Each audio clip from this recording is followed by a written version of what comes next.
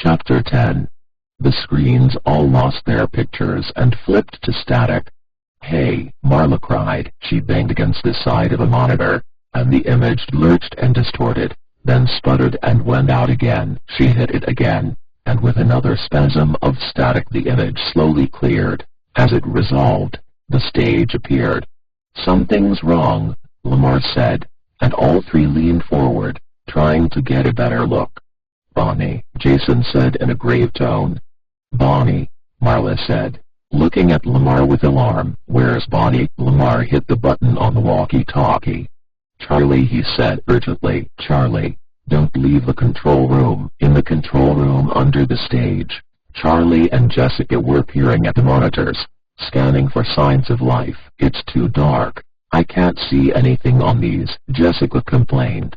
"There," Charlie said, pointing. Jessica blinked.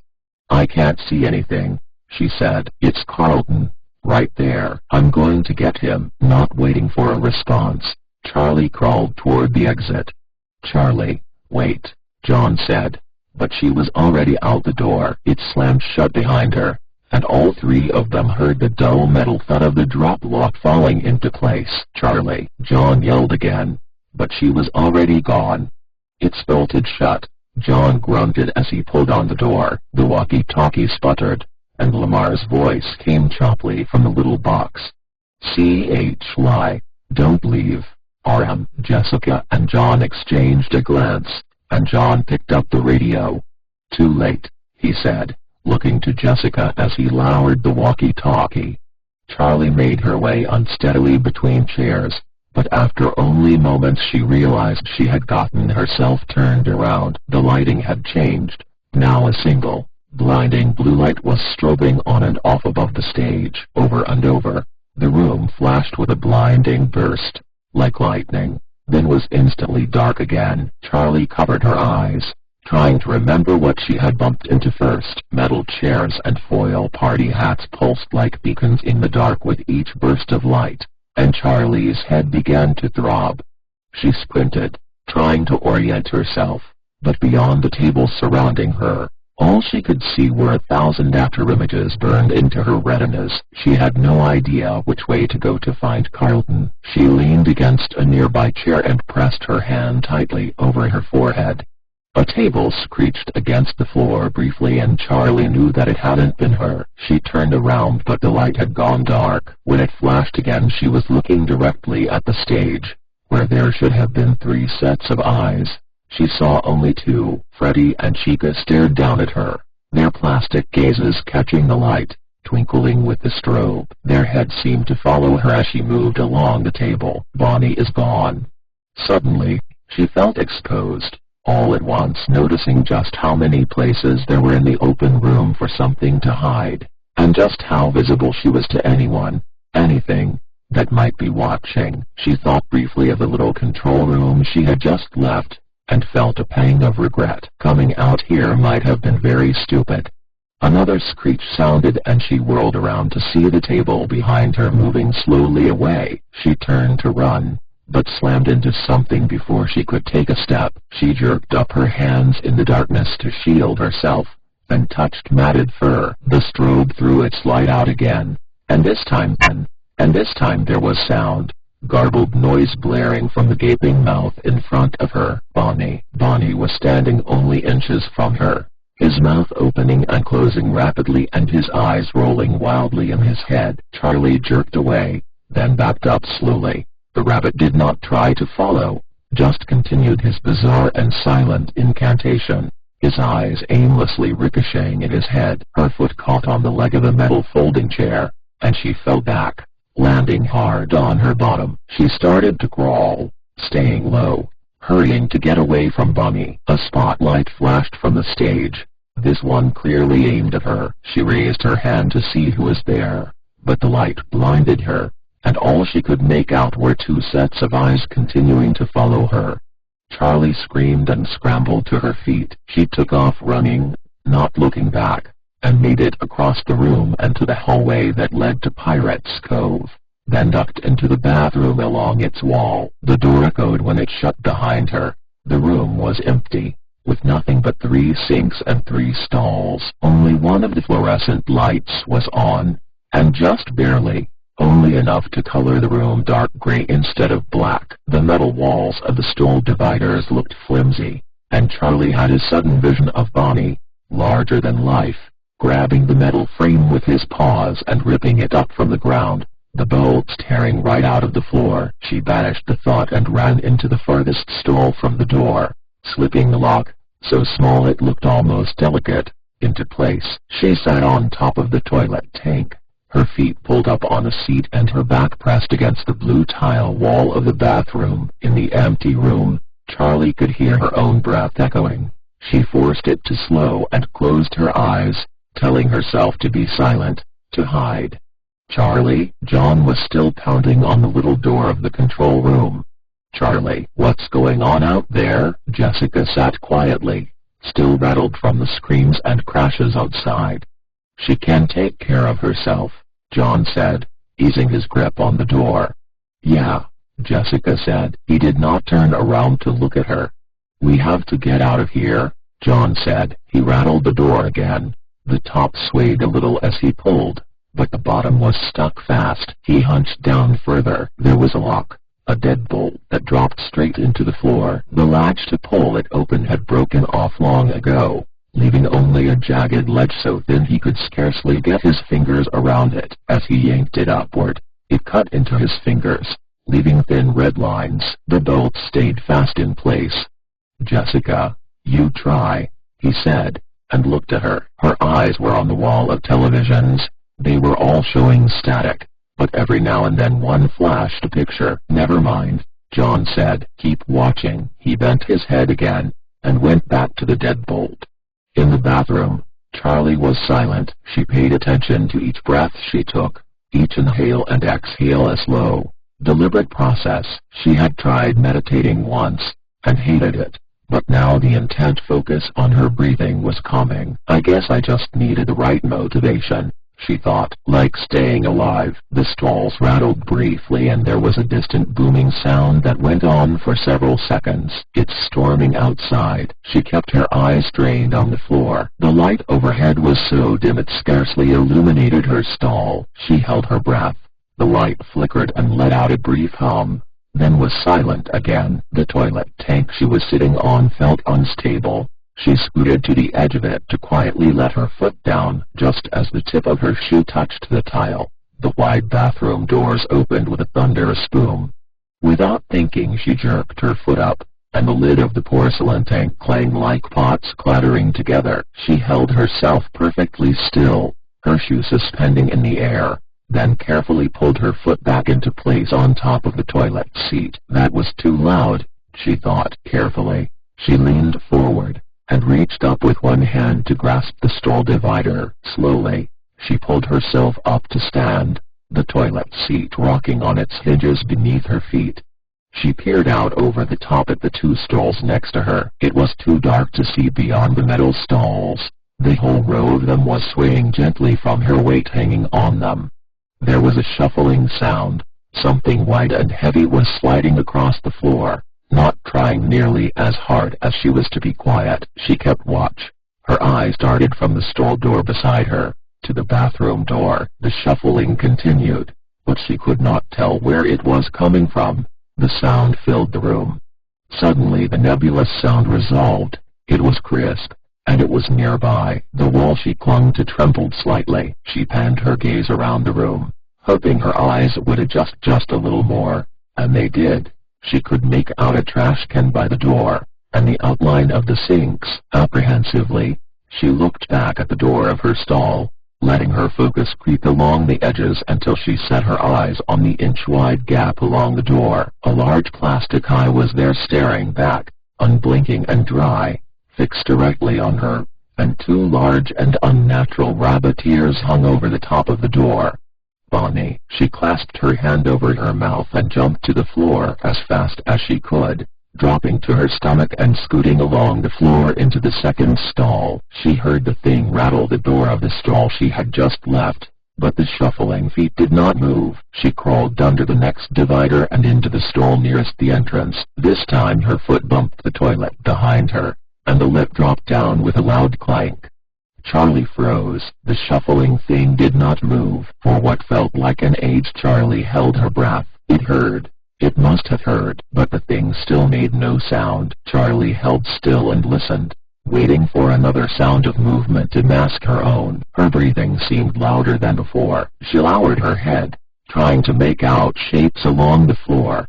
The shuffling sound resumed, and now, without warning, it was directly in front of her. She held her breath, desperately trying to make out any forms in the darkness. There is. A large padded foot was just outside the door, as if it had stopped mid-step. Is it leaving? Please leave, Charlie pleaded. There was a new sound.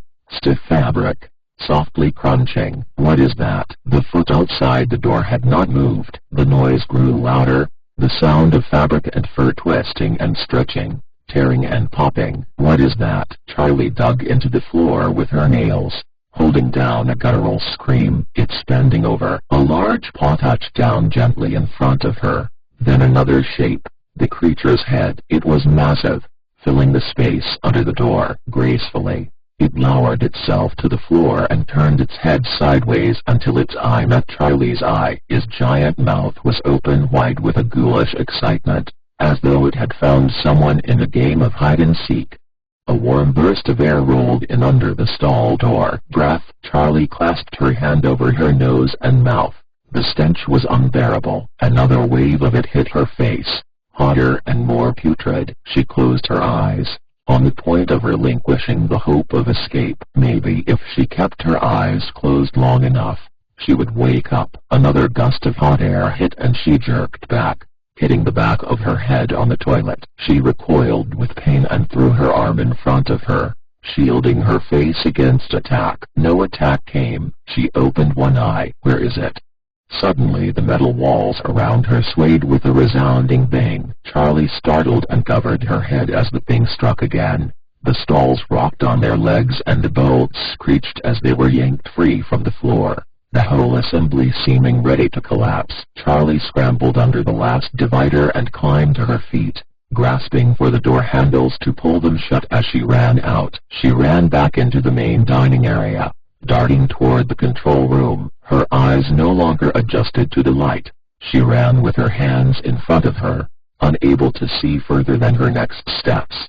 "John," she cried, grabbing the doorknob and yanking at it. Pushing. Nothing happened. "Charlie, it's stuck," John shouted back from inside. As Charlie struggled with the door, she glanced up at the stage. Chica was gone. "John," Charlie shouted in desperation. Without waiting for a response, Charlie took off again, running for a hall to her left, trying to get as much distance from the bathroom as possible. The hall was almost completely dark, and as she ran, open doorways yawned at her with wide black mouths. Charlie did not stop to look inside any of them, and instead only prayed that nothing jumped out at her. She reached the last door and paused for a brief moment, hoping against hope that it would be unlocked. She grabbed the knob and twisted, and thankfully, it fell open easily. She slid through the door, then closed it rapidly, trying not to make a sound. She stood watching the door for a long moment, half expecting it to be flung open, and then finally she turned. It was only then that she saw him. Carlton was there. His eyes widened in surprise when he saw her, but he did not move, and after her eyes adjusted to the dim light, she understood why. He was trapped, wedged somehow into the top half of one of the animatronic suits, his own head poking out from the wide shoulders of the costume. His face was white and exhausted, and Charlie knew why. "The spring locks," she heard her father's voice for a moment. "It could snap off your nose." "Carlton," Charlie said cautiously, as if her voice alone might set off the spring locks. "Yup," he said, with the same faltering tone. "That costume is going to kill you if you move," Charlie said. "Thanks," he wheezed while half attempting a laugh. Charlie forced a smile. "Well, today is your lucky day. I'm probably the only person who knows how to get you out of that thing alive." Carlton exhaled, a long and shaky breath. "Lucky me," he said. Charlie knelt at his side, studying the costume for long moments without touching it. "These two spring locks at the neck aren't holding anything back," Charlie said at last. "He just rigged them to snap and pierce your throat if you try to move. I have to undo those first. Then we can open the back of the costume and get you out. But you can't move." "Carlton, seriously?" "Yeah, serial killer man explained the not moving to me," he said. Charlie nodded, and went back to looking at the costume, trying to devise an approach. "Do you know who I'm wearing?" Carlton asked, almost casually. "What?" "The costume. Do you know what character it was supposed to be?" Charlie studied it, then looked around until she saw the matching head. "No," she said. "Not everything he built made it to the stage." Her fingers suddenly stopped working. "Carlton." Charlie carefully surveyed the array of costumes and parts that lined the walls in varying stages of completion. "Carlton," she repeated. "Is he in here?" With a new sense of dread, Carlton struggled to get a look behind him without moving. "I don't know," he whispered. "I don't think so, but I've been kind of in and out." "Okay, stop talking. I'll try to work fast," Charlie said. She had the mechanism figured out. Or at least she thought she did.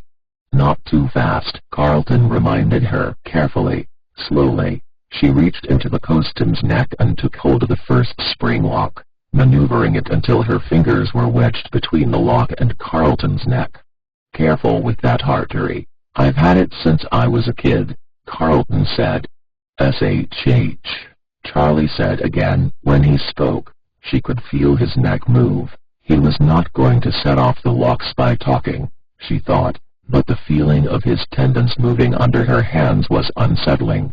"Okay," he whispered. "Sorry, I talk when I'm nervous." He clamped down his jaw and bit his lips together. Charlie reached down further into the costume's neck, and found the trigger. With a stinging snap, the lock sprung against her hand, so hard it numbed her fingers. "One down," she thought, as she pulled it, harmless, out of the neck of the costume. She flexed her fingers until the feeling came back into them, then crawled over to Carlton's other side, and began the process again. She looked over her shoulder from time to time, making sure every costume was still in its place against the wall.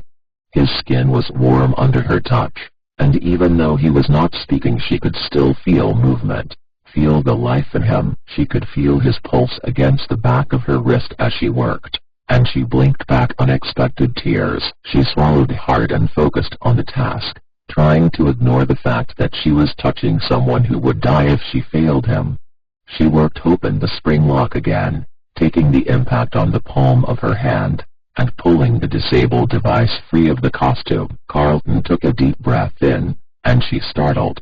"Carlton, don't relax." He stiffened, and exhaled slowly, his eyes wide and frightened.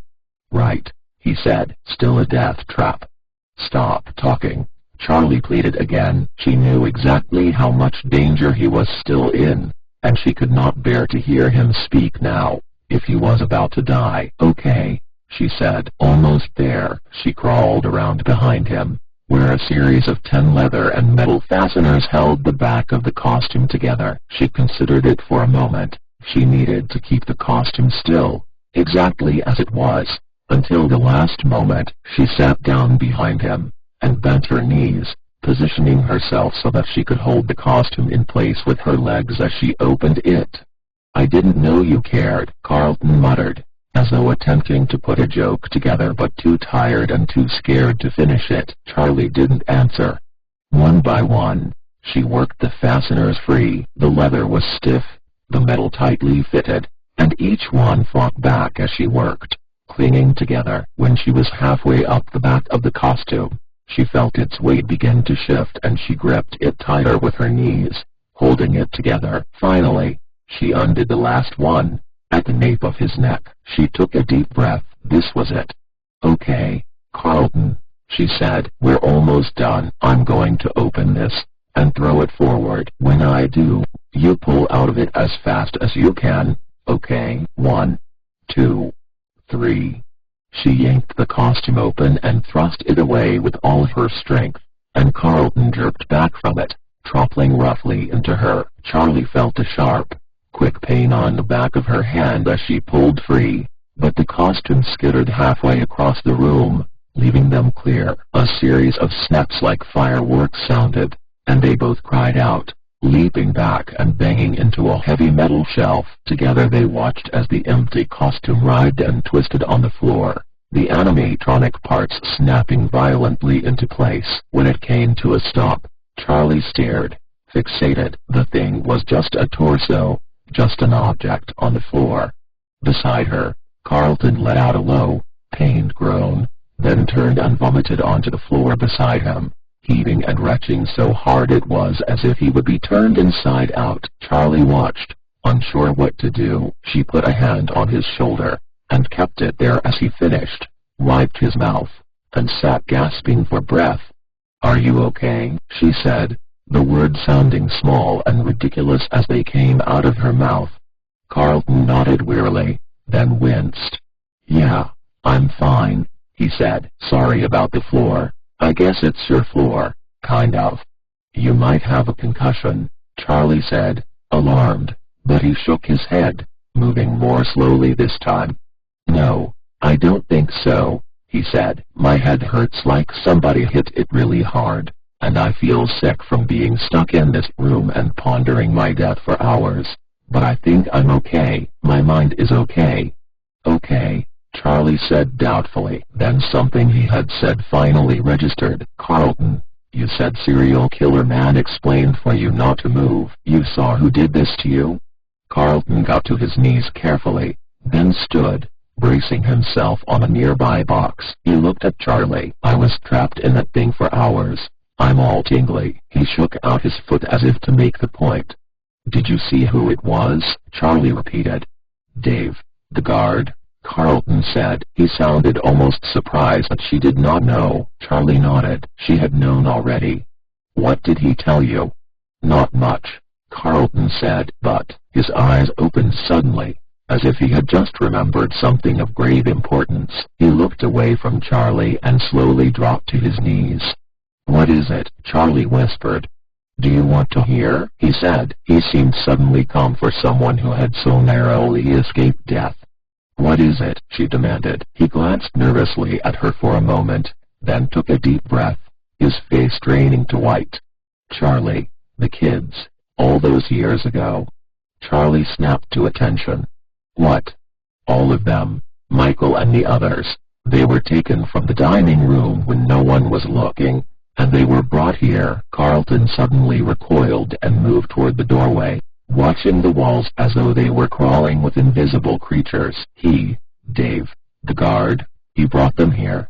Carlton rubbed his arms as though suddenly cold, and squinted in pain. "He put them into suits."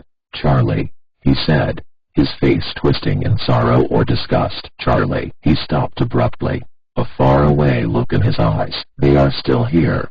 "How do you know that?" Charlie said in such a soft whisper that she was almost inaudible.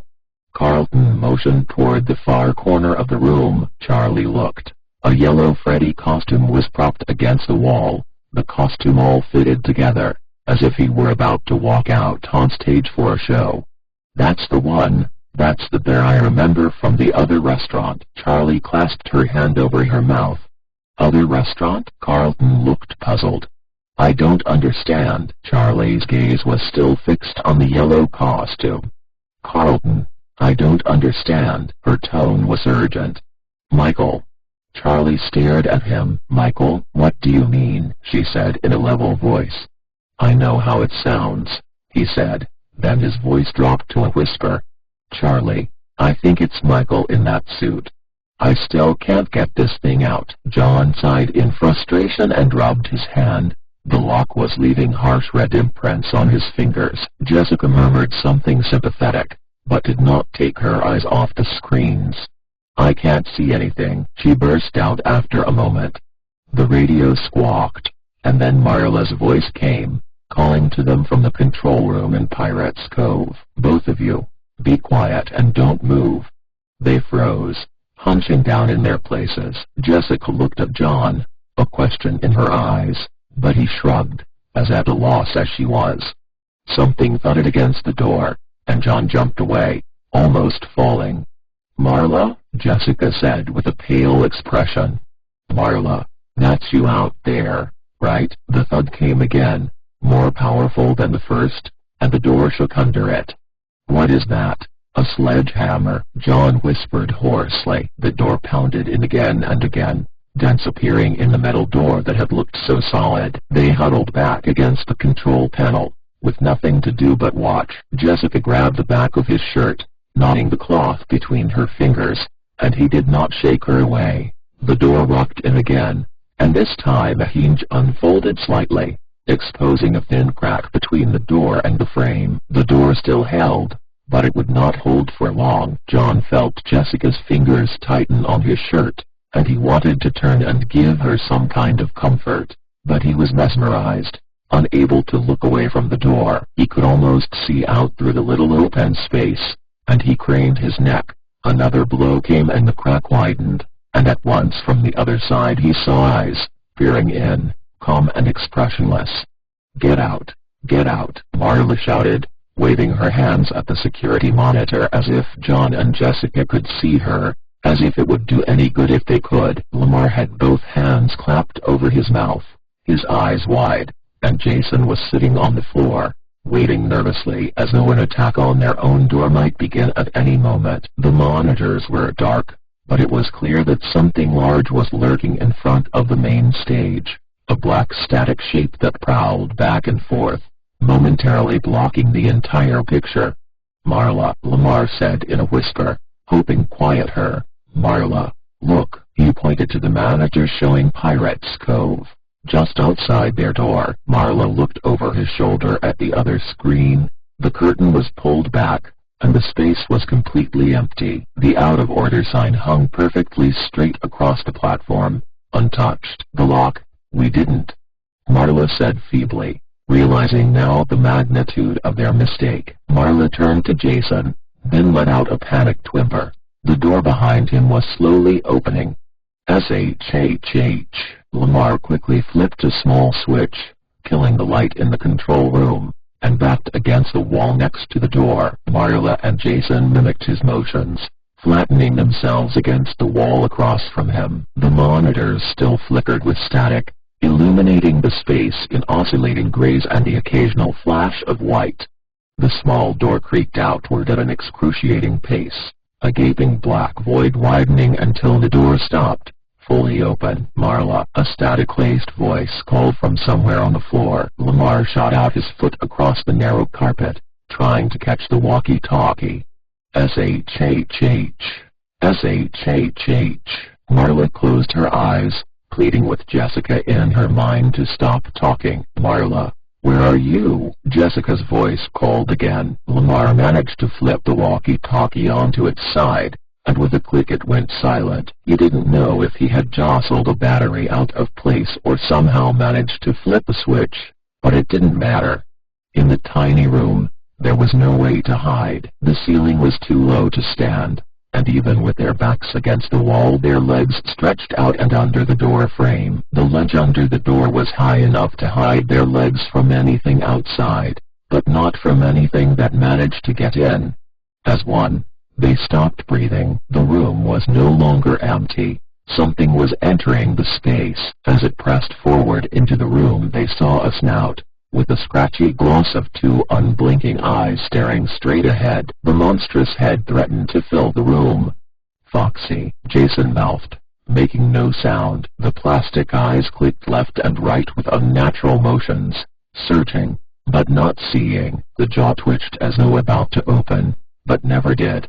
The dim light from the monitors gave his face a reddish hue, leaving the rest of him shrouded in darkness. The head slowly moved backward, its ears moving up and down at random, programmed as an afterthought a decade before. As Foxy backed away, his eyes thrashed back and forth, one partially hidden under a rotting eye patch. Marla held her breath, dreading the moment when the eyes would fix on her. The head was almost out the door when the eyes clicked to the right and found Marla. The head stopped its retreat, its jaw frozen, slightly open. The plastic eyes remained on Marla, who sat in terrified silence. After a moment, the head retreated, leaving a black and empty space. Jason darted forward to find the door outside and shut it, and Marla made a weak grab at him, trying to stop him. He brushed past her, then stopped, kneeling in the doorway. He looked into the darkness, only now afraid of what must be there. He crawled slowly forward, his torso disappearing temporarily as he reached outside for the doorknob, then pulled himself back in and gently closed the door. Marla and Lamar closed their eyes and let out a deep breath at the same time.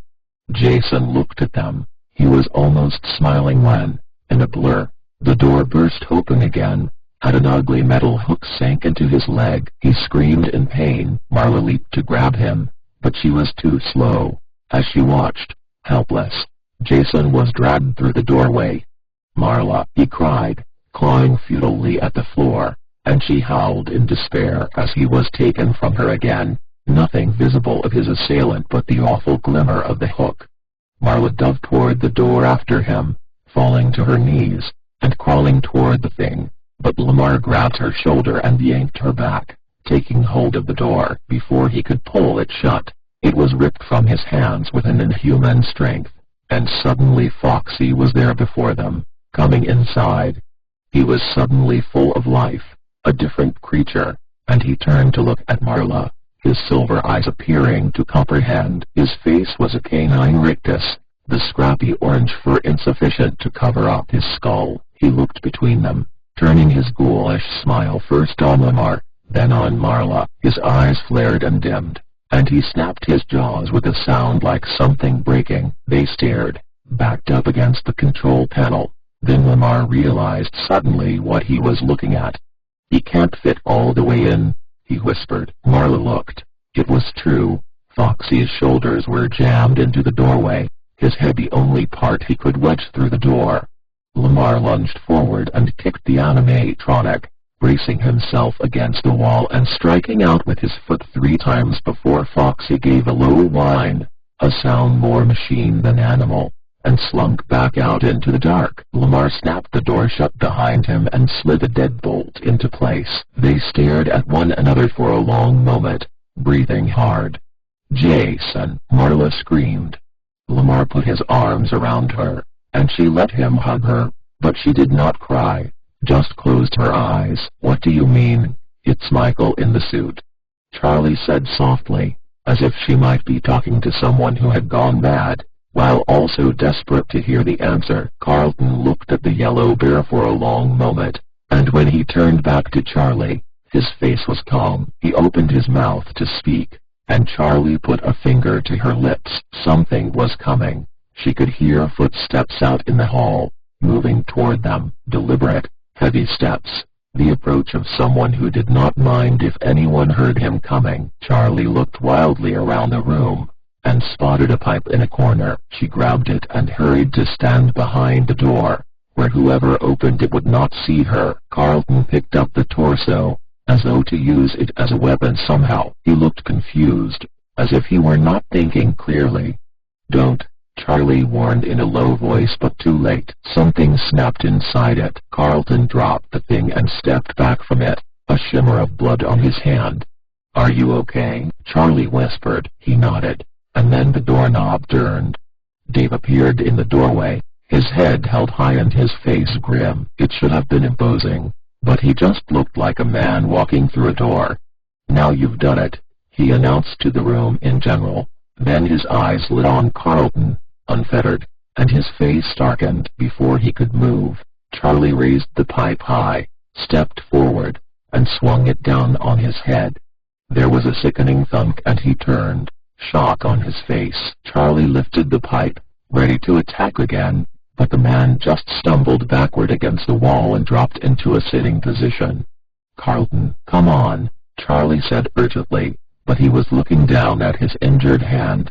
"Carlton, are you hurt?" "No," he said, shaking off his reverie and wiping his hand clean with his black shirt.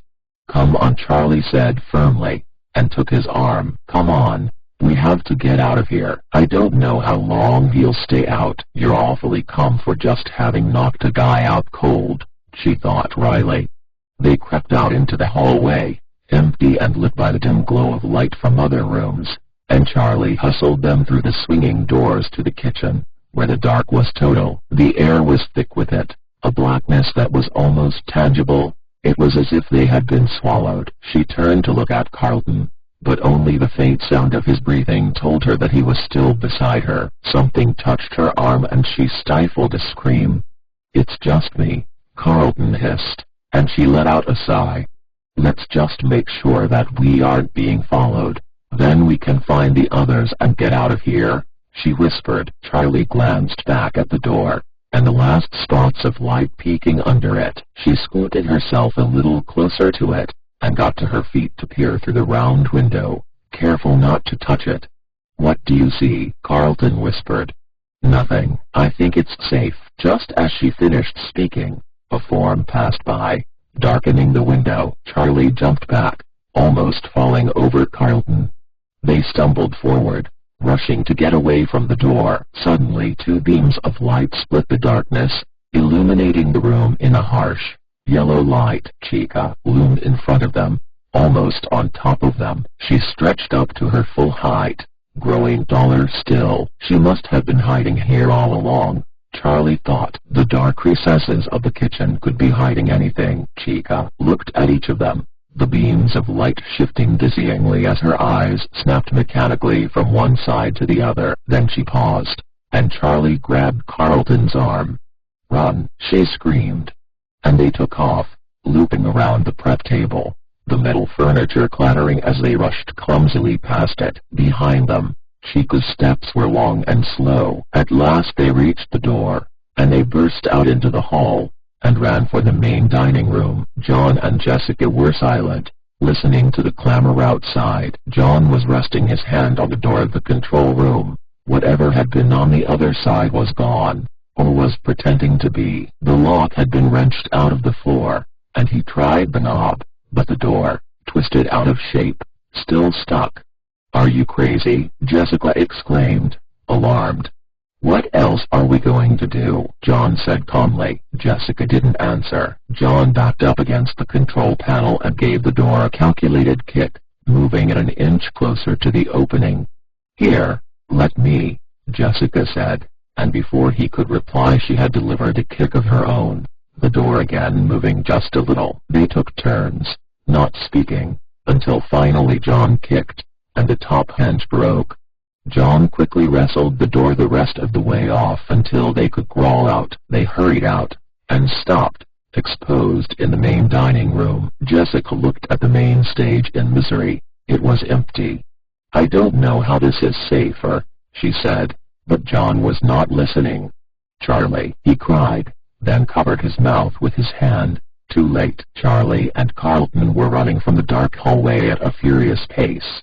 "Come on!" Charlie yelled at them, not slowing down as she passed, and John and Jessica ran after them as Charlie led them out of the dining room into the opposite hall, toward the storeroom they had come in through.